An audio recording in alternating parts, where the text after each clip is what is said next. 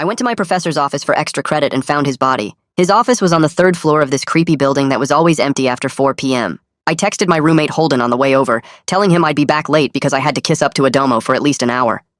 He texted back a thumbs up and told me good luck. I climbed the stairs to his floor and walked down the long hallway to his office. The door was closed and I knocked twice. No answer. I knocked again and called his name. Still nothing. I tried the doorknob and it turned, so I pushed the door open. Professor Adomo was slumped over his desk with his head down like he'd fallen asleep. I said his name again, louder this time, and that's when I saw the blood pooling underneath his head and dripping onto the floor. I screamed and pulled out my phone to call the police. Campus security got there first, then real police officers, then detectives in suits. They asked me a million questions while I stood in the hallway shaking. How did you get in? Was the door locked? Who else knew about this meeting? I told them the door was unlocked when I got there, that I just turned the knob and walked in. That's when one of the detectives checked the door and his face changed. He called the other detective over and they both looked at the lock, then looked at me. The detective explained that this door locks automatically from the inside when you close it. You need a key to unlock it from the hallway, or you have to turn the deadbolt from inside the office. If the door was unlocked when I arrived, someone had to unlock it from the inside right before I got there. The windows don't open and there's no other way out of the room. I was the only person in that hallway. They took me down to the police station. A detective named Williams listed all the evidence against me like he was reading off a shopping list. I had a reason to want him dead because I was failing his class and had sent him emails begging to pass. I had a meeting scheduled in his calendar, so I had opportunity. My fingerprints were all over his office because I'd been in there before. The security camera at the building's main entrance showed me walking in, but nobody else had entered for 2 whole hours before that. The weapon was a heavy stone bookend from his shelf, and they found my prints on books near it. I told them someone else had to be there, but they just stared at me like I was making it up. How could someone else be there in a locked room? I kept thinking about everyone who might want to hurt him. There was his teaching assistant who people said he was sleeping with. There was the student he failed who posted angry stuff about him online. There was his ex-wife who he was fighting with over their kids. I remembered weird things from the crime scene that didn't make sense. His coffee cup was still warm when I touched it. His computer was open to an email he was typing. His jacket was thrown over his chair like he'd just gotten there. None of it felt right. I asked Detective Williams about the timing, when exactly he died, but he wouldn't tell me anything. They kept me there for 6 hours asking the same questions over and over, until finally they let me go home, but told me not to leave town. 3 days later, Detective Williams called and told me to come back to the station immediately. I thought he was going to arrest me, and I almost threw up in the car on the way there. But when I got to his office, he showed me a paper with a bunch of numbers and charts on it. He explained that based on how cold the body was and how stiff it had gotten, Professor Adomo had been dead for at least 3 hours before I even walked into that building. There was no way I killed him. I felt like I could breathe for the first time in days. But then he asked the question that made my blood run cold. So who unlocked that door? They'd gone back through all the security footage and found something they missed before. Someone left through the emergency exit stairwell at the back of the building 2 hours before my appointment. That stairwell doesn't have cameras, but it sets off a silent alarm when you open it. Whoever killed Professor Adomo heard me coming up the stairs, ran to unlock his door from the inside, then slipped out through the emergency exit while I was walking down the hallway. They used my appointment to escape and make me look guilty. Detective Williams pulled up a grainy photo on his computer from a camera near the stairwell. Do you recognize this person? I leaned forward to look at the screen and my whole body went cold. It was Holden, my roommate. The guy I'd texted before going into that building. The guy who told me good luck. The detective frowned at his computer and said, he was supposed to come in for a witness statement an hour ago, but he never showed up. My phone buzzed in my pocket. I pulled it out and saw a text from Holden that made my hands start shaking. I know you talked to them. I'm so sorry it has to be this way. Then he sent me a photo. I stare at my phone screen where the text glows with words that make my hands shake. The photo takes forever to load, and I watch the little circle spin while my heart pounds. When it finally appears, I see myself walking into Professor Adomo's building that day. The angle makes it look like I'm checking over my shoulder in a nervous way. Detective Williams leans forward across his desk. He asks what's wrong. I turn my phone around to show him, and my voice barely works when I try to speak. He grabs the phone from my hand and his face goes hard. He picks up his desk phone and starts making calls fast. He asks where Holden might go, but I realize I don't actually know much about my roommate's life outside our dorm. I sit there feeling stupid while he talks to campus security and then local police. How did I live with someone for 3 months and not notice anything wrong with him? The guy's stuff was 5 feet from mine every single night. Detective Williams hangs up and asks me direct questions about Holden's schedule, friends, habits, family. I tell him Holden is from somewhere in state and has a part-time job at the campus bookstore. He mostly keeps to himself except for being friendly with me. As I talk, I realize how little I actually know about someone who slept in the same room as me. That makes everything feel worse. A man in a suit walks in fast, and Detective Williams introduces him as Mitch Grimes, his partner. They start talking in low voices about setting up a search and treating me like I might be in danger. Mitch asks if I have somewhere safe to stay, and Detective Williams says they're keeping me here for now. They move me to a smaller room down the hall. An officer stands outside the door. Detective Williams sits across from me at a table and pulls out a notebook. He asks me everything about Holden. What time does he wake up? Where does he eat lunch? Does he have a car? What kind? Does he talk about family or friends? I answer what I can, but most of my answers are, I don't know, or I'm not sure. Holden works at the bookstore on Tuesdays and Thursdays. He drives an old blue Honda. He mentioned his parents are divorced, but never said much else. He doesn't really hang out with anyone that I've seen. Detective Williams writes it all down, but I can tell he's not getting much useful information. He asks if Holden ever mentioned Professor Adomo, and I say no, never. Did he seem angry or upset lately? Not that I noticed. Did he go anywhere unusual? Just class and work, as far as I know. Every question makes me feel more like an idiot for missing whatever was happening right under my nose. Detective Williams leaves the room and comes back with his laptop. He opens it and turns the screen toward me. He shows me security footage from the building where Professor Adomo died. I watch my roommate move quickly down the back stairwell. The timestamp at the bottom shows the exact time. He exited 2 minutes before I knocked on the professor's door. 2 minutes. He waited until the last possible second. I feel sick realizing how perfectly he timed it so that I would be the one to find the body and take the blame. Detective Williams points at the screen and explains that Holden must have heard me coming up the front stairs. He ran to unlock the door from inside, then slipped out through the emergency exit while I was walking down the hallway to the office. The timing was so exact that we probably passed each other with just one floor and a wall between us. I ask if the cameras show him going into the building earlier, and Detective Williams nods. Holden entered through a side door 3 hours before I got there. That matches when the professor actually died. Mitch Grimes comes back into the room with his phone in his hand. He tells Detective Williams that Holden's car is gone from the campus parking lot. His manager at the bookstore called saying Holden didn't show up for his shift today. They've sent out alerts to all the police departments around here and highway patrol to watch for his car. Detective Williams asks me if Holden has mentioned any places he likes to go, any family property or friends' houses where he might hide. I draw a complete blank because we never talked about anything that personal. I don't even know what town his parents live in. A campus security officer walks in carrying a laptop. Detective Williams introduces him as Owen Hamilton. Owen sets up his computer and shows us more footage from different cameras around campus over the past few weeks. He points out several clips of Holden following Professor Adomo at a distance. In one video, Holden lurks near the professor's office building. In another, he sits in his car watching the professor's parking spot. I never knew Holden was doing any of this. I feel like a complete idiot for missing such obvious stalking behavior from someone I saw every single day. We ate breakfast together. We talked about homework. How did I not see this? Owen mentions that Holden came up to him about 3 weeks ago, asking weird questions about the building's security system. Holden claimed he was interested in campus safety for a class project. Owen thought it was a little strange, but answered his questions because students ask about security sometimes. Now those questions make horrible sense. Holden was researching how to avoid cameras and where the blind spots were. He was planning this for weeks. Detective Williams makes notes in his notebook, while I try to remember if Holden ever said anything about Professor Adomo. I can't recall him even mentioning the professor's name. Not once. Detective Williams's phone rings and he steps out to answer it. His expression changes while he listens to whoever is calling. He hangs up and comes back into the room. He tells me they found something in our dorm room. Campus police searched it with a warrant about an hour ago. They discovered a notebook hidden under Holden's mattress. The notebook is filled with details about Professor Adomo's schedule, routines, and movements. There are also printed emails between the professor and his teaching assistant, Abigail Fisher. Holden somehow got into the professor's email account and printed private messages. Detective Williams shows me photos of the notebook pages on his phone. I see Holden's handwriting listing times and locations. He wrote down when the professor arrived at his office and when he left. He noted what coffee shop the professor went to. He tracked everything. I ask why Holden would want to kill Professor Adomo. Detective Williams says that's what they need to figure out, because Holden wasn't even in any of the professor's classes. Mitch Grimes suggests maybe it was about Abigail Fisher since the notebook mentions her repeatedly. But I tell them I've never heard Holden mention her either.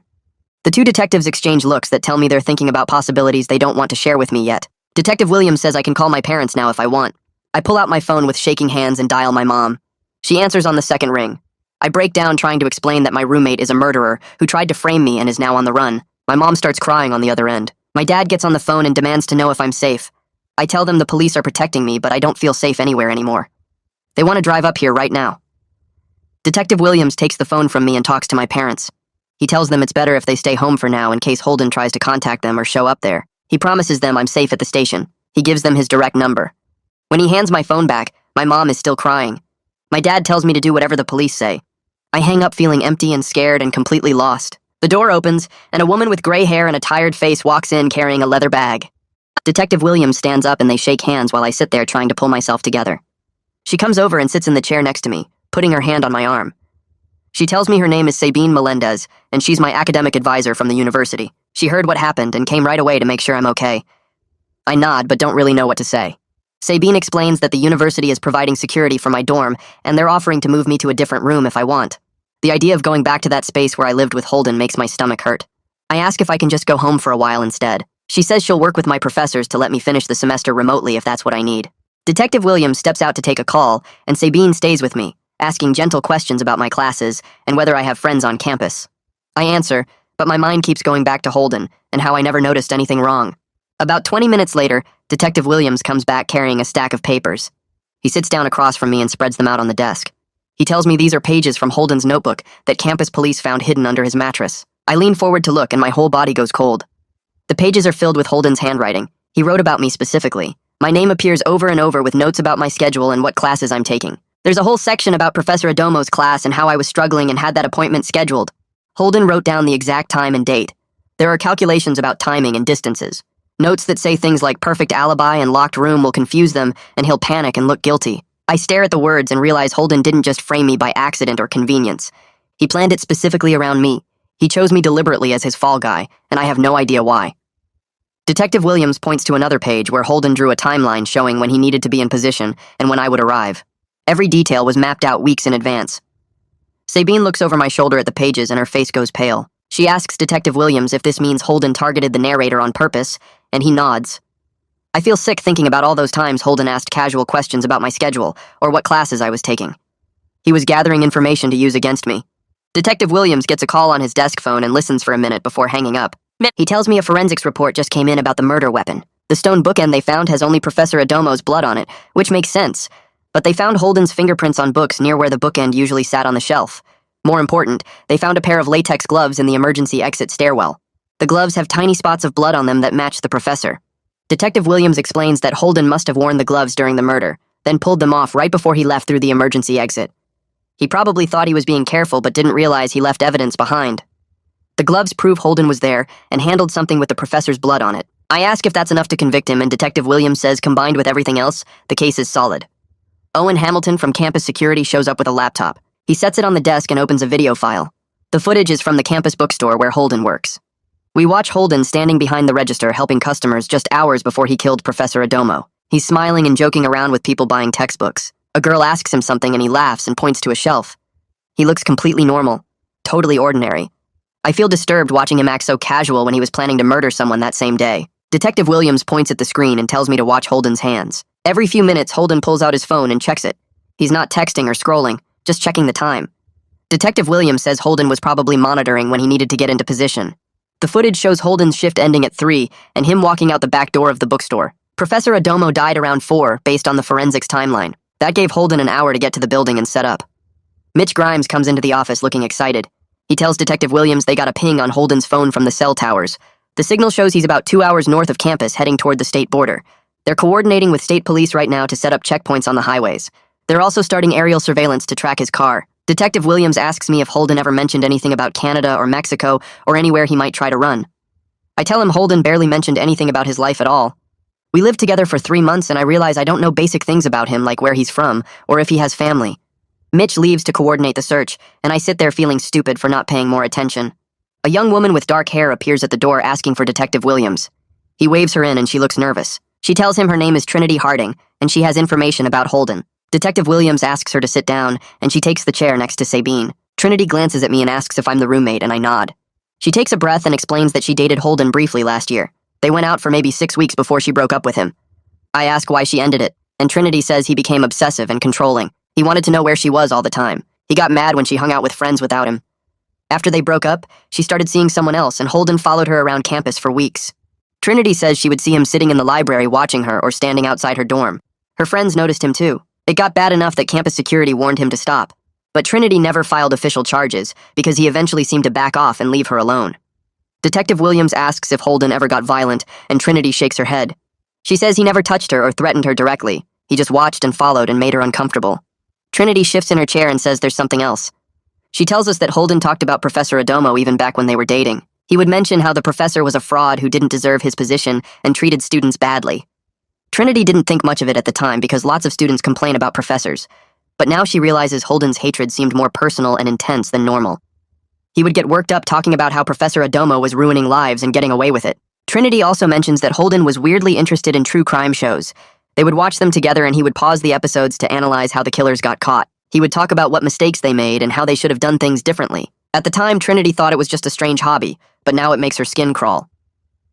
Detective Williams thanks her for coming in and takes her contact information. After Trinity leaves, Detective Williams gets another call. He listens and his eyebrows go up. He hangs up and tells me that someone named Wayne Fuller just called. Wayne saw the news coverage about Holden and contacted police with information.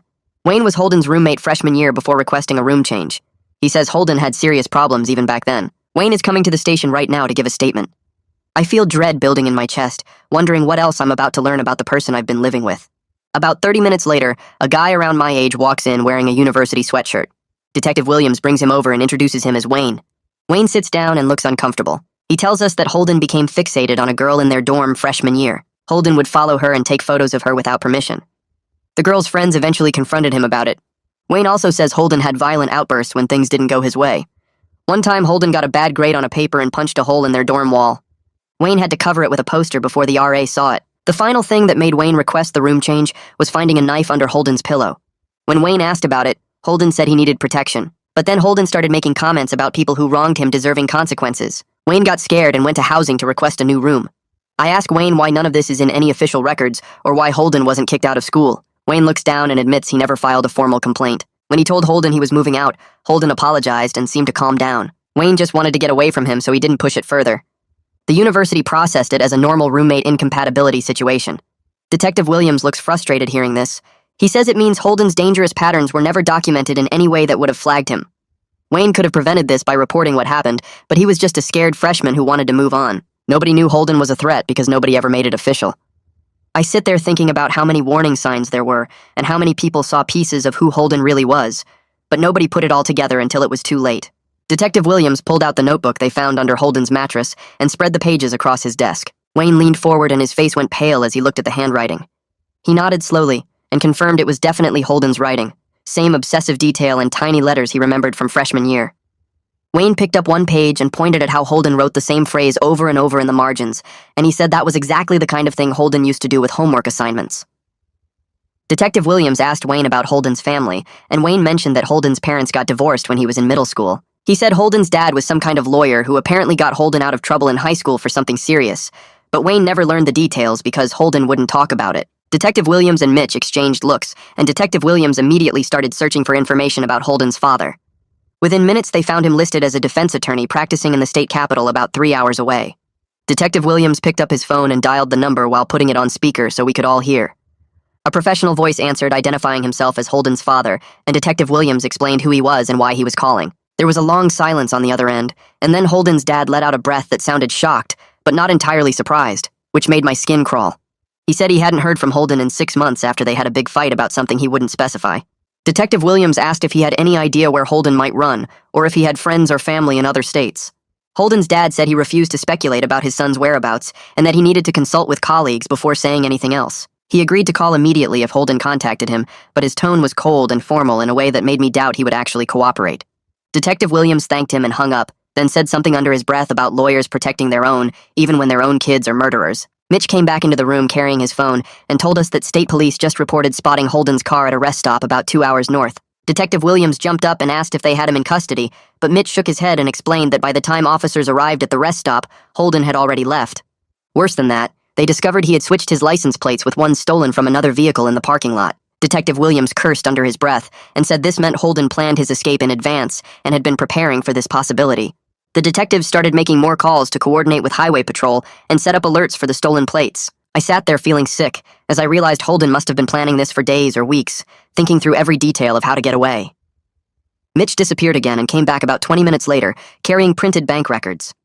He spread them on the desk and showed us that Holden withdrew $5,000 in cash from his bank account 2 days before the murder. Detective Williams pointed at the withdrawal and said Holden must be using cash to avoid credit card tracking. Mitch also pulled up records showing that Holden purchased a burner phone last week from an electronics store, and they had no way to trace it since he probably paid cash and never activated it with his real information. Every new detail they found revealed more planning and calculation, and I felt increasingly disturbed thinking about how this person slept 6 feet away from me every night while plotting murder and preparing to run. Detective Williams looked at the notebook again and flipped to a page where Abigail's name appeared over and over with hearts and angry scribbles. He said they needed to bring her in for questioning because clearly she was connected to Holden's motive somehow. About an hour later, Detective Williams led me to a small observation room with a one-way mirror looking into an interview room. He told me to wait there while they talked to Abigail, and he wanted me to watch in case I recognized anything or had information that could help. I sat down in the dark observation room and watched as a woman in her mid-20s walked in looking scared and confused. She had long dark hair and was wearing a university staff badge. Detective Williams and Mitch sat across from her and explained why they asked her to come in. Abigail's hands were shaking as she insisted she never met anyone named Holden and had no idea why he would be obsessed with her. Detective Williams showed her some of the notebook pages with her name on them, and her face went white as she read Holden's writing. She started crying and said she didn't understand any of this. Mitch asked her about her relationship with Professor Adomo, and Abigail looked down at the table for a long time before answering. She admitted they were having an affair, and that it started about 8 months ago when she became his teaching assistant. She said Professor Adomo was planning to leave his wife for her, which made her feel guilty, but also hopeful about their future together. Detective Williams asked if she noticed anyone following her or acting strange around her, and Abigail thought for a minute before saying she had seen the same person in a hoodie outside the building several times over the past month. She never saw his face clearly enough to identify him because he always had the hood up and stayed far away. Abigail suddenly stopped talking and asked why they were asking all these questions, and Detective Williams told her that Professor Adomo was dead. She made a sound like all the air left her body and started sobbing, so hard she could barely breathe. She kept saying no over and over and asking what happened. Detective Williams explained that someone she never met killed him, possibly because of jealousy over their relationship, and Abigail put her head down on the table and cried harder. After a few minutes, she pulled out her phone with shaking hands and showed the detectives text messages from Professor Adomo. I could see them on the screen from the observation room, messages about how happy he was and how they would be together soon. Abigail scrolled through dozens of messages, and her whole body was shaking. Detective Williams asked again about the person in the hoodie, and Abigail wiped her eyes and said she mentioned it to Professor Adomo a few weeks ago. She said he seemed nervous when she told him and admitted he felt like someone was watching him lately, but he thought it was his ex-wife having him followed for the custody case. Detective Williams wrote something down and exchanged a look with Mitch. He realized out loud that Holden's stalking was noticed, but everyone misinterpreted it, which let him continue without anyone intervening. Mitch pulled out photos of Holden from his student ID and social media, and he slid them across the table to Abigail. She picked them up and stared at them for a long time, then nodded slowly and said he looked like the person she saw lurking around. She couldn't be completely certain because of the hoodie, but the height and build matched. She started crying again and said if she had reported it or pushed Professor Adomo to call campus security, maybe he would still be alive. Detective Williams left Abigail in the interview room with a victim advocate and came into the observation room where I was sitting. He said they were going to keep investigating Holden's connection to Abigail, and he asked if I ever heard Holden mention her name. I told him I never heard Holden talk about any girl, which now seemed like another red flag I missed. A uniformed officer knocked on the door and told Detective Williams that someone named Barrett was here asking to talk to him about the case. Detective Williams looked surprised and told the officer to bring him in. A few minutes later, a guy around my age walked into the interview room wearing jeans and a university hoodie. He looked nervous but determined as he sat down across from Detective Williams and Mitch. Barrett explained that he saw the news coverage about Professor Adomo's murder and wanted to clear his name since he knew people might suspect him. He pulled out his phone and showed Detective Williams his social media posts criticizing the professor's grading policies and teaching methods. He admitted he was angry about failing the class and thought the professor was unfair, but he insisted he would never actually hurt anyone. Detective Williams asked where he was during the time of the murder, and Barrett immediately pulled up photos on his phone showing him in a different state visiting family. He had dozens of witnesses, including his parents, grandparents, and cousins, plus time-stamped photos from that whole weekend. Mitch checked the dates and confirmed Barrett's alibi was solid, and there was no way he could have been on campus when Professor Adomo died. Barrett shifted in his seat and said there was something else Detective Williams should know about. He explained that someone with a fake social media account had been messaging him for weeks, encouraging him to escalate his complaints about Professor Adomo. Barrett showed them screenshots of messages where this person suggested he should confront the professor physically and make him pay for being such a bad teacher. Barrett said he thought it was just some internet troll trying to start drama, so he ignored the messages and eventually blocked the account. Detective Williams took Barrett's phone and started examining the messages more carefully. He asked Mitch to trace the account, and Mitch pulled out his laptop and started typing. After about 10 minutes, Mitch looked up with a grim expression and said the messages came from an IP address in the campus library. He pulled up library computer logs and found that Holden had signed into that specific computer multiple times during the period when the messages were sent. Detective Williams sat back in his chair and said this revealed that Holden was trying to create multiple suspects and stir up conflict around the professor. He was manipulating Barrett to make him look more suspicious, while Holden planned the actual murder. Barrett looked sick as he realized he was used as part of someone's murder plan. After Barrett left, another woman arrived at the station looking angry and defensive. Detective Williams introduced her to me through the observation window as Caroline Kemp, Professor Adomo's ex-wife. She sat down in the interview room and immediately started complaining about being treated like a suspect when she was the victim of her ex-husband's affair. Detective Williams stayed calm and explained they were just gathering information from everyone connected to the case. Caroline admitted they were in a bitter custody battle over their 2 kids, and that she resented him for cheating on her with Abigail. She said some harsh things about how he deserved to lose everything in the divorce, but then she stopped and said she never wanted him dead. Detective Williams asked where she was at the time of the murder, and Caroline pulled out her phone to show her calendar. She said she was in court in another county at the exact time of the murder with her lawyer and multiple witnesses. Mitch verified her story with phone calls, and her alibi checked out completely. Detective Williams pulled out a photo of Holden and asked if she ever hired anyone to follow her ex-husband. Caroline said no immediately, but then she looked uncomfortable and shifted in her seat. Detective Williams pressed her on why she looked nervous, and Caroline finally admitted something that made the whole picture more complicated. She pulled out her phone and showed Detective Williams contact information for a licensed private investigator she hired to document the affair for her custody case. She also had printed reports and photos the investigator provided through completely legal channels, all time-stamped and professionally documented. Detective Williams examined the materials carefully while I watched through the observation window. The PI had been following Professor Adomo during the exact same time frame that Holden was stalking him, which meant Holden could have noticed the actual investigator and used that as cover for his own behavior. If anyone saw Holden lurking around the building or following the professor, they would just assume he was the hired PI that everyone knew Caroline had working on her case. Detective Williams looked up from the documents and explained this theory to Caroline. She looked relieved that she was cleared, but also disturbed that someone had used her legal actions as camouflage for planning murder. After Caroline left, Detective Williams got a phone call that made him sit up straight in his chair. He listened for a minute, then started making notes fast. When he hung up, he told me that a gas station attendant 2 states away had called police after recognizing Holden from news coverage. The attendant said Holden bought snacks and used the bathroom about 3 hours ago, and security footage from the gas station confirmed it was definitely him. State police were already moving into the area to set up roadblocks and search perimeters. Detective Williams made more calls coordinating with the state police while I sat there in his office feeling completely useless. Officers around the station started moving faster, checking maps, organizing search teams, and I just watched it all happen. The fear built up in my chest as I realized they were actually about to find him, and I had no idea what would happen when they did. Would he fight back? Would he run? Would he hurt someone?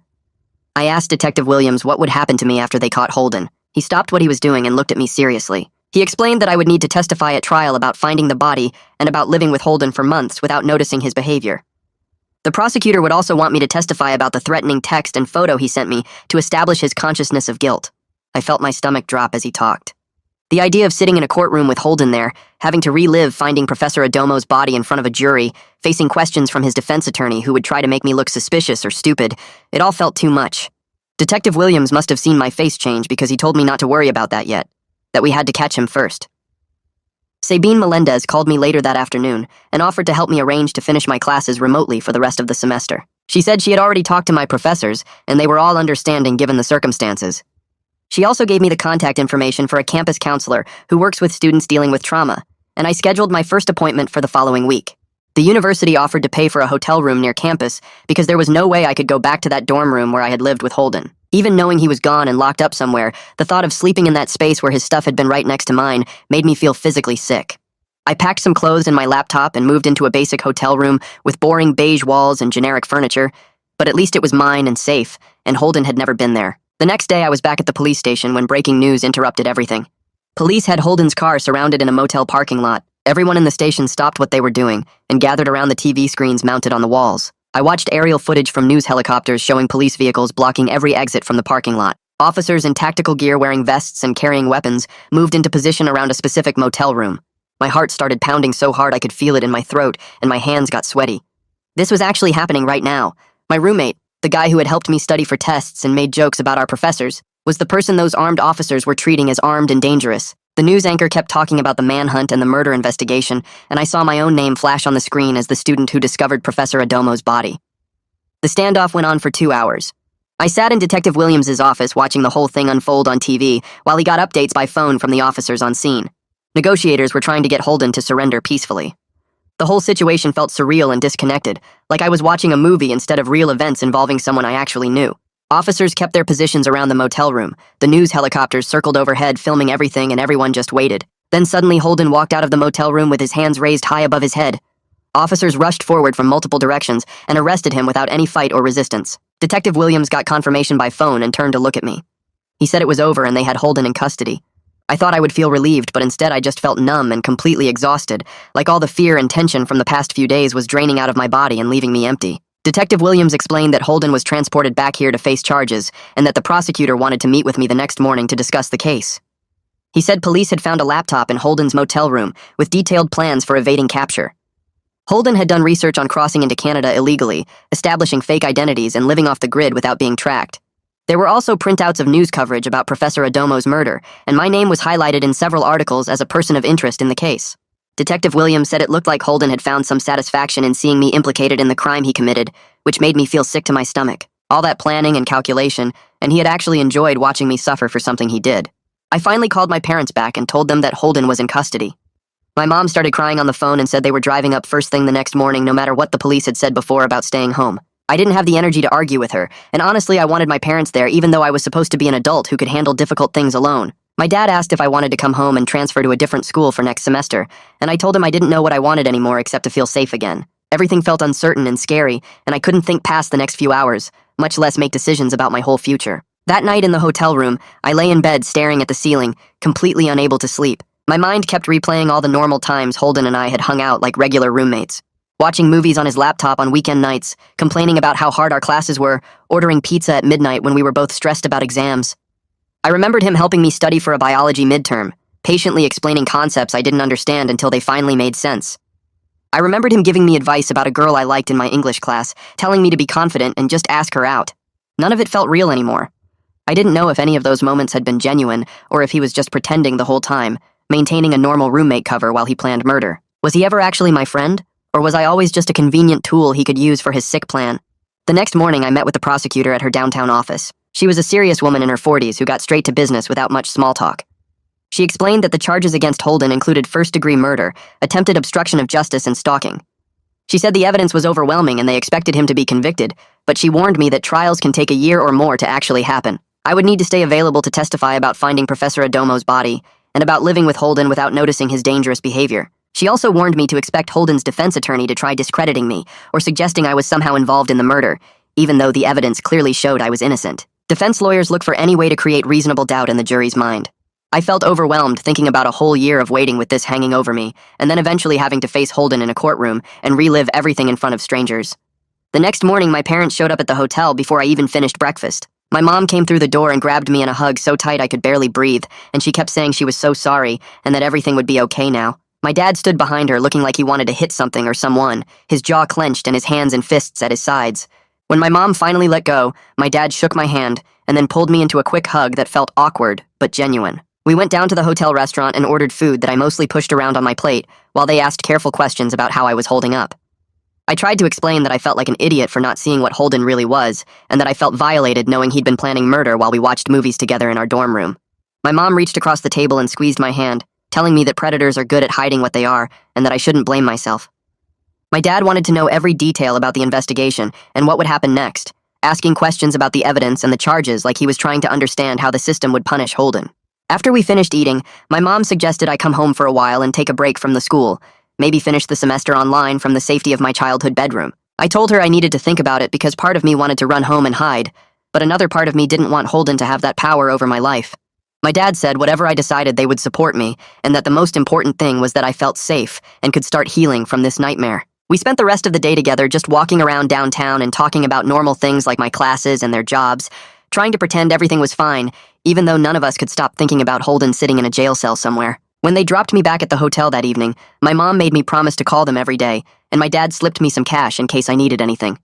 I went up to my room and lay on the bed staring at the ceiling, feeling exhausted but unable to sleep, because my brain wouldn't stop replaying every interaction I'd ever had with Holden and looking for signs I'd missed. The next afternoon, Detective called my cell phone and asked if I could come back to the station because Holden was asking to speak with me. My stomach dropped and I asked why Holden would want to talk to me, and Detective explained that Holden's lawyer thought a conversation might help his client decide whether to take a plea deal or go to trial. I put Detective on speaker so my parents could hear, and my dad immediately said absolutely not, that there was no way I should have to face the person who tried to destroy my life.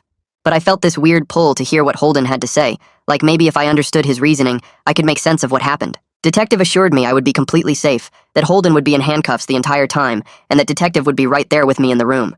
He said I could leave whenever I wanted, and that nobody would force me to do anything I wasn't comfortable with. My mom looked worried, but she said it was my choice, and my dad argued that I didn't owe Holden anything, and shouldn't give him the satisfaction of seeing how much he'd hurt me. I thought about it for a few minutes while they all waited, and then I told Detective I would do it tomorrow morning. My dad shook his head but didn't argue anymore, and my mom made me promise I would call her right after it was over. That night I barely slept.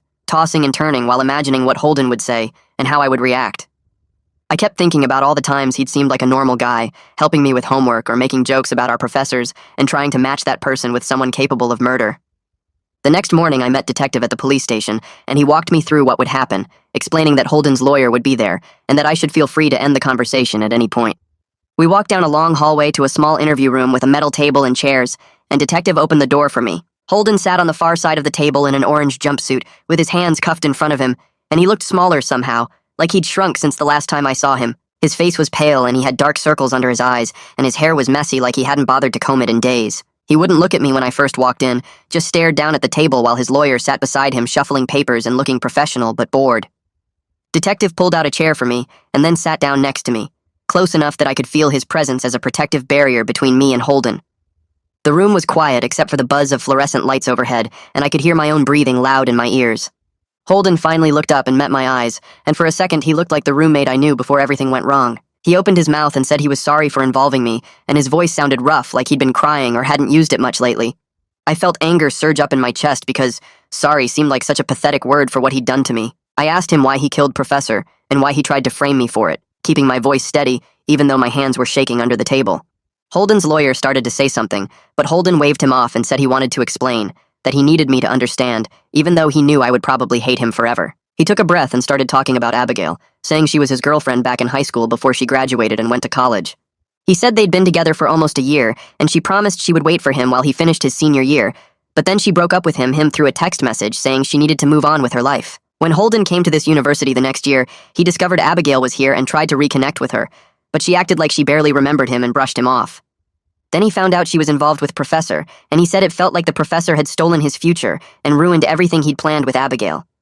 He talked about watching them together and feeling like Professor didn't deserve her, that he was just using her and would probably dump her eventually. I interrupted him and said that was completely insane reasoning for murder, that Abigail had every right to move on with her life, and that he had no claim on her just because they dated in high school. Holden got defensive and his voice got louder as he said, "I didn't understand what it was like to have someone take away your dreams and leave you with nothing." His lawyer put a hand on his arm trying to calm him down, and Detective tensed in the chair next to me like he was ready to intervene if things got out of hand. Holden kept going, saying he chose me as the fall guy because I was convenient, that I had the right major and the right schedule and the right level of desperation about my grades. He said it wasn't personal, and that he actually liked me as a roommate, which somehow made everything feel worse because it meant our friendship was real to me, but just a cover story to him. I asked about the threatening text and photo he sent after I talked to police, and Holden admitted he panicked when he realized they were onto him. He thought maybe if he scared me enough I could convince the police they had the wrong person, or that I would run and make myself look guilty instead. His thinking made absolutely no sense, and I realized he wasn't some criminal genius, but just a disturbed person whose plans fell apart as soon as real investigators looked at the evidence. I told him I was done listening and pushed my chair back from the table, walking out of the room without looking back at him. Detective followed me into the hallway and closed the door behind us, and I leaned against the wall trying to catch my breath. Detective said Holden's confession would help secure a conviction, even though his lawyer had tried to stop him from talking, and that the prosecutor would probably offer a plea deal of life in prison without parole to avoid a trial. I asked if I would still have to testify in court, and Detective said probably not if Holden pleaded guilty, which would save me from having to relive everything in front of a jury. Over the next few weeks, I met with the campus counselor twice a week to process everything that had happened. At first, I felt panicked every time I thought about Holden or Professor, or that horrible day I found the body, but slowly the panic started turning into anger. The counselor said anger was a healthy response and helped me work through it in productive ways instead of letting it eat me up inside. My parents drove up every weekend to check on me and take me out to dinner, and knowing they were there made me feel less alone, even though I was still staying in the hotel. My friends from class started texting me regularly, asking how I was doing, and a few of them came by to study with me at the coffee shop near campus.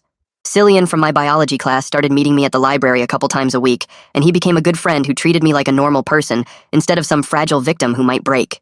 He made jokes and complained about his professors and asked my opinion on regular stuff, which helped me feel like I was still myself underneath all the trauma.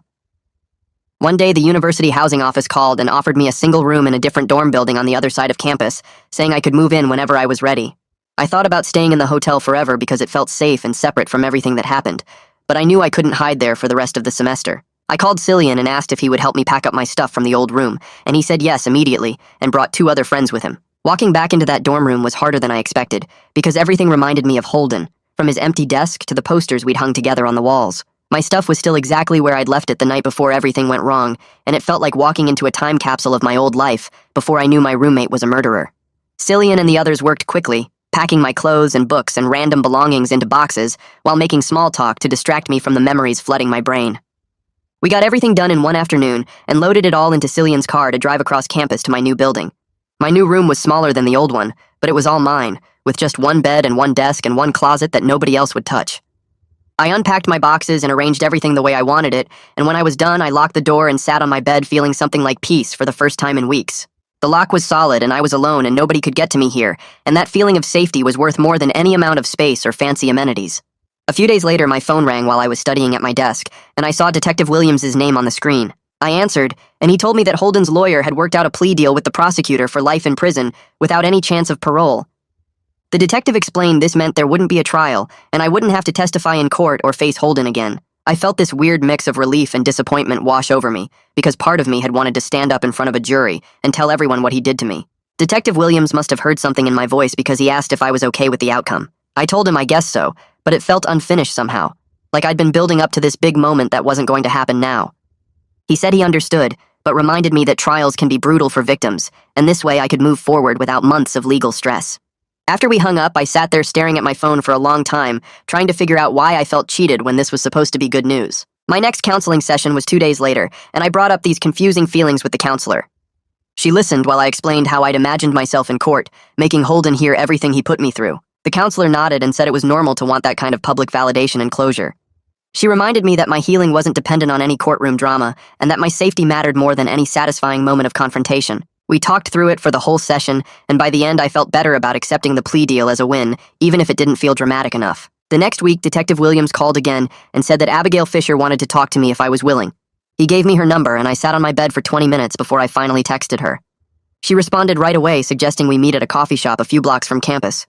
I agreed, and we set it up for the following afternoon. When I walked into the coffee shop, I recognized her immediately from seeing her around campus and from the investigation. She looked tired and sad, and she stood up when she saw me coming. We got our drinks and sat at a corner table away from other people. Abigail started crying almost immediately and apologized for everything, even though none of it was her fault. She told me she had no idea Holden existed, or that he was obsessed with her from high school. I asked her about Professor Adomo and what he was really like beyond just being my professor. She smiled through her tears and talked about how passionate he was about teaching and how he genuinely cared about his students succeeding. We ended up talking for over 2 hours about the professor and about what Holden did and how we were both trying to process this nightmare. Sharing grief with someone who actually knew the professor and understood what I was going through helped more than I expected. When we finally left the coffee shop, Abigail hugged me and said we should stay in touch. I agreed, and we exchanged numbers for real this time. Weeks passed in a blur of final exams and papers, and somehow I managed to pass all my classes despite missing so much time and being unable to focus. When I checked my grades online and saw that I'd actually done it, I felt genuinely proud of myself for the first time in months. My parents drove up that weekend and took me out to a nice restaurant to celebrate finishing the semester. My mom kept saying how proud she was that I got through everything, and my dad raised his glass in a toast to my strength. During dinner, they brought up the idea of me transferring to a school closer to home where they could keep an eye on me. I thought about it seriously for a minute because part of me wanted to run away from this campus and everything that happened here. But then I realized that transferring wouldn't actually help me heal, and I'd built real support systems here with Sabine and the counselor and friends like Cillian. I told my parents I was staying and they looked worried but said they respected my decision. My mom made me promise to keep going to counseling and to call them if I ever felt unsafe. I promised and meant it because I knew I couldn't do this alone. A few days after that conversation, a girl named Trinity Harding sent me a message through the university email system. She introduced herself and said she'd been following what happened with Holden and wanted to start a campus safety group. Trinity explained that the group would focus on teaching students how to recognize warning signs of dangerous behavior and report concerns properly. She asked if I would be interested in helping since I had first-hand experience with missing red flags. I thought about it for a day before responding yes, because maybe I could help prevent someone else from going through what I did. We met at the student center the following week, along with a few other students Trinity had recruited. Our first planning meeting had 15 people show up, which surprised both of us. Everyone shared ideas about what kind of educational events we could organize for next semester. Trinity took notes and assigned different people to research various topics. I volunteered to help develop materials about recognizing obsessive behavior, since that's what I'd failed to notice with Holden. By the end of the meeting, we had a rough plan for workshops and awareness campaigns. Walking back to my dorm, I felt like I was doing something meaningful instead of just being a victim. The following week, Detective Williams stopped by campus and asked if we could grab coffee. We went to the same place where I'd met Abigail, and he updated me on a few things. He told me that Holden's father never contacted the police or visited his son in jail even once. The detective said this helped explain some of Holden's issues, but obviously didn't excuse what he did. I asked if they'd learned anything else about Holden's past, and Detective Williams mentioned they'd found evidence of other concerning behavior in high school that his father had apparently covered up. We talked about Trinity's safety group, and he seemed genuinely impressed that I was channeling what happened into helping others. Before he left, he gave me his card again and told me to call anytime if I needed anything. A few days later, Owen Hamilton, the campus security officer who'd helped with the investigation, stopped me outside the library. He said he'd heard about Trinity's group and wanted to help coordinate with campus police on safety initiatives. I gave him Trinity's contact information, and he promised to reach out. Over the next few weeks, I kept meeting people who genuinely cared about making campus safer, and it felt good to be building relationships based on helping others instead of just surviving trauma. When spring semester started in January, I felt like I was in a better place mentally, even though I still had rough moments. Some nights I woke up from nightmares about finding Professor Adomo's body and had to remind myself I was safe in my locked room. During the day, I sometimes felt anxious walking past the building where it all happened. My counseling sessions helped me work through these reactions, and the counselor kept assuring me this was normal trauma response that would fade over time. Cillian and I started hanging out more, and he introduced me to his friend group. They were all nice people who treated me normally instead of like some fragile victim who might break. We studied together at the library and went to movies and got food at the dining hall. Having regular social connections again made me feel less isolated by what happened. Cillian never pushed me to talk about the murder unless I brought it up first, and I appreciated that more than he probably knew. A month into the semester, the university held a memorial service for Professor Adomo in the main chapel. I almost didn't go because I wasn't sure I could handle it, but Abigail texted asking if I'd be there, and I decided to show up. The chapel was packed with students and faculty and people who knew the professor. Abigail sat in the front row, and I found a seat toward the middle. Different people got up and shared memories about Professor Adomo's passion for teaching and his kindness to students. Abigail spoke last, and her words were beautiful and sad. She talked about how much he loved his work and how he always made time to help students who were struggling. Hearing everyone's positive memories helped me remember that he was a real person with people who loved him, not just a victim in a horrible crime story. After the service ended, several students came up to me and quietly thanked me for helping catch his killer. I didn't know what to say to that, so I just nodded and tried not to cry. Over the next few weeks, Trinity's safety awareness group grew from 15 members to over 50. We organized our first workshop series in different dorms about recognizing concerning behavior and knowing how to report it properly. Wayne Fuller, the guy who'd been Holden's roommate freshman year, joined our group and agreed to share his experience. During one workshop, Wayne stood up and talked about the warning signs he'd noticed with Holden and how much he regretted not filing official reports. His honesty made a real impact on the students listening. Owen Hamilton came to several workshops and explained the proper channels for reporting safety concerns to campus police. The response was better than any of us expected, and students kept coming up afterward with questions and their own stories. By the end of the semester, the university administration scheduled a meeting with Trinity and committed funding to expand our programming next year. By mid-semester, I'd made a big decision about my future. I went to Sabine's office and told her I wanted to change my major to criminal justice. She asked why, and I explained that this whole experience showed me how important good investigators like Detective Williams are. I wanted to help solve cases and support victims going through what I went through. Sabine pulled up the criminal justice requirements on her computer, and we spent an hour planning out my new coursework. She promised to connect me with professors in that department and help me explore internship opportunities.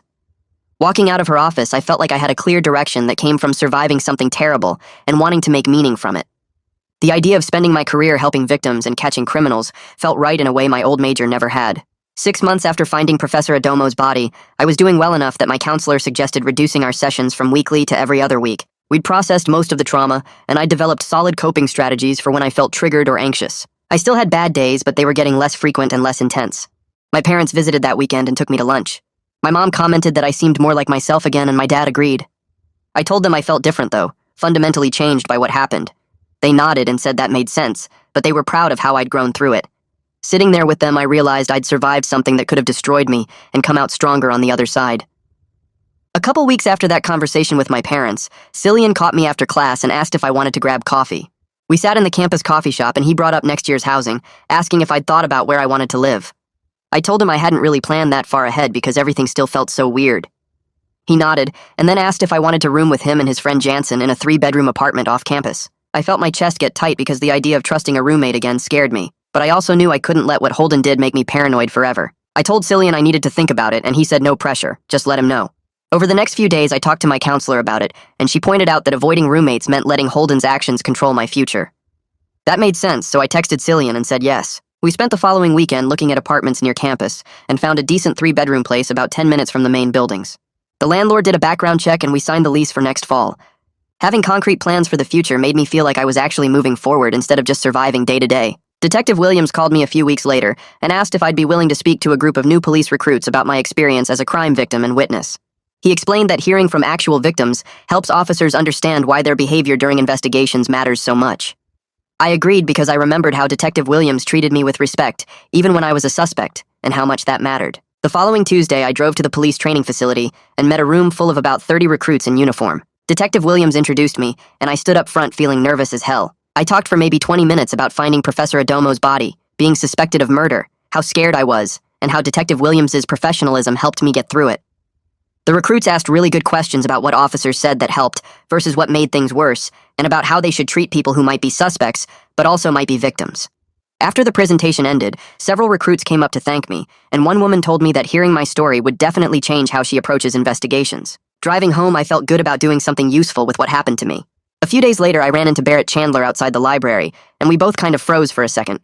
We'd both been caught up in Holden's manipulation, but hadn't really talked since everything went down. Barrett spoke first and said he was glad they caught the right person, and I said, yeah, me too. We ended up walking to a bench and talking for almost an hour about how weird it was that Holden created that fake social media account to push Barrett into being more aggressive toward Professor Adomo.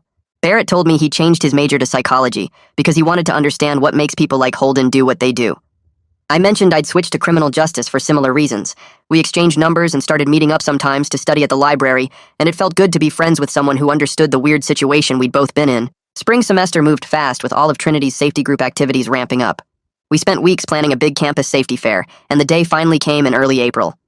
We set up tables all over the main quad with information about recognizing warning signs, reporting concerns to campus police and mental health resources. Hundreds of students stopped by throughout the day, and Owen Hamilton brought several other campus security officers to answer questions and hand out their contact information. Detective Williams even showed up for a couple hours to support us, which meant a lot. The biggest moment came when the university president walked through with some administrators and stopped at our main table. Trinity gave him a quick presentation about our programs and policy recommendations, and he told us right there in front of everyone that the university would implement several of our suggestions starting next fall. We'd be getting funding to expand the program, better training for resident advisors, and improved reporting systems. Walking back to my dorm that night, I felt like we'd actually accomplished something real. The one-year anniversary of Professor Adomo's death hit me harder than I expected. I woke up that morning and just felt heavy, remembering exactly what I'd been doing that same day last year. Abigail texted me asking if I wanted to visit his grave together, and I said yes.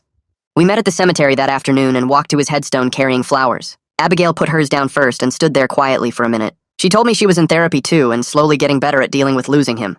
I asked how she was doing otherwise, and she said she was actually dating someone new, a guy who treated her really well and knew about everything that happened. We sat on a bench near the grave and talked about how we'd become genuine friends through all this shared grief, which felt strange but also right. Abigail said she thought Professor Adomo would be happy that something positive came from the tragedy, like our friendship and all the safety work happening on campus. I agreed, and we sat there a while longer before heading back to our cars. About a week later, I checked my campus mailbox and found a letter forwarded from the prison system. My hands started shaking when I saw Holden's name on the return address. My first thought was to just throw it away without opening it, but then I remembered my counselor always said avoiding things usually makes them worse. I brought the letter to my next counseling session, and we talked about whether I should read it. She said it was completely my choice, but that sometimes hearing what someone has to say can provide closure, even if it's not what you want to hear. I decided to read it that night in my dorm room. The letter was 3 pages long, and Holden's handwriting looked messy and rushed. He started by saying he knew I probably hated him and he deserved that. Then he wrote about being obsessed and delusional, and how nothing justified what he did to Professor Adomo, or how he tried to frame me. He said he thinks about the professor every day and wishes more than anything he could undo it. The last paragraph said he hoped I could eventually forgive him, even though he knew he didn't deserve it, and that he was sorry for destroying my sense of safety. Reading it made me feel weird and angry and sad all at once. I put the letter in my desk drawer and didn't look at it again for a few days. Then one night I sat down and wrote a response. I kept it to 1 page and made my feelings clear. I told Holden I didn't forgive him and probably never would, but that I'd moved forward with my life and he no longer had any power over me. I explained that I was studying criminal justice now and doing safety advocacy work, and that his actions ended up pushing me towards something meaningful, even though that obviously wasn't his intention. I wrote that I hoped he spent his life in prison thinking about the harm he caused and maybe finding some way to do good from where he was. I sealed the envelope and mailed it the next day, and afterward I felt this unexpected sense of closure, like I'd said what I needed to say and could finally let it go. My criminal justice classes that semester went really well, and I ended up with strong grades in everything. A couple professors pulled me aside separately to mention internship opportunities with law enforcement agencies and victim services organizations. One professor even wrote me a recommendation letter without me asking, saying my personal experience combined with my academic performance made me an ideal candidate for the field. When moving day came at the end of the semester, Cillian and Jansen helped me pack up my stuff and move it to our new apartment. The place felt bigger and brighter than my dorm room, and having my own space that I could actually decorate felt amazing. I hung up photos of my family and friends, put up a couple posters, and arranged my desk by the window. That night, the three of us ordered pizza and sat in our new living room talking about summer plans and classes for next year. It felt like a genuine fresh start. Detective Williams called me in early May with news that caught me completely off guard. He said the police department was looking for a summer intern to work in victim services, and he wanted to know if I'd be interested. I said yes immediately without even thinking about it.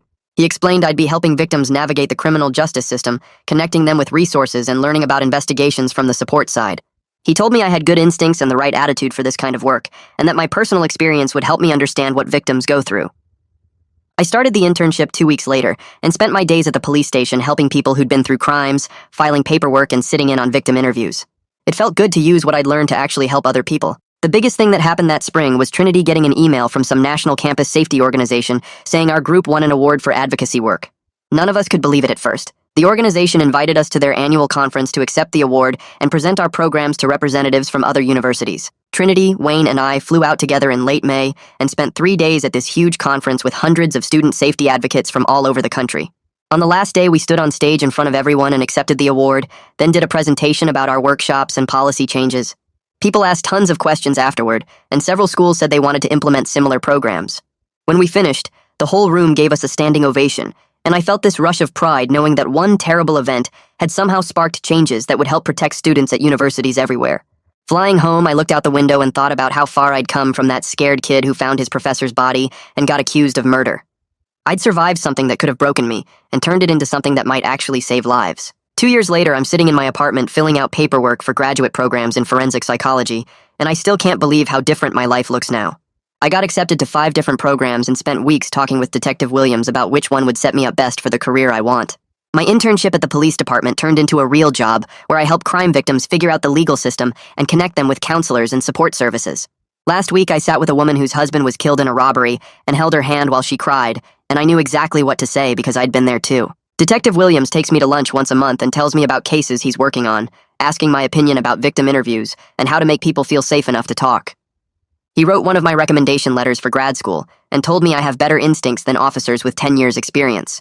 The work feels right in a way nothing else ever has, like I found the thing I'm supposed to do with my life. My partner and I met at one of Trinity's safety workshops and started dating 6 months ago, and they understand the hard days without making me feel broken or damaged. Cillian is still my best friend, and we live 2 blocks apart now, meeting up most weekends to cook dinner and watch movies like normal people in their 20s. Trinity's group keeps growing, and we present at conferences twice a year, teaching other schools how to build similar programs. I still have days where I wake up anxious or have nightmares about finding Professor Adomo's body, but mostly I feel grateful for the people who helped me survive that nightmare and proud of who I became because of it. What Holden did was awful, and it changed me forever, but it didn't destroy me like he probably hoped it would. Instead, it showed me I'm stronger than I thought and pointed me toward work that actually matters. I help people every single day who are going through the worst moments of their lives, and I make the system a little bit better and a little bit kinder.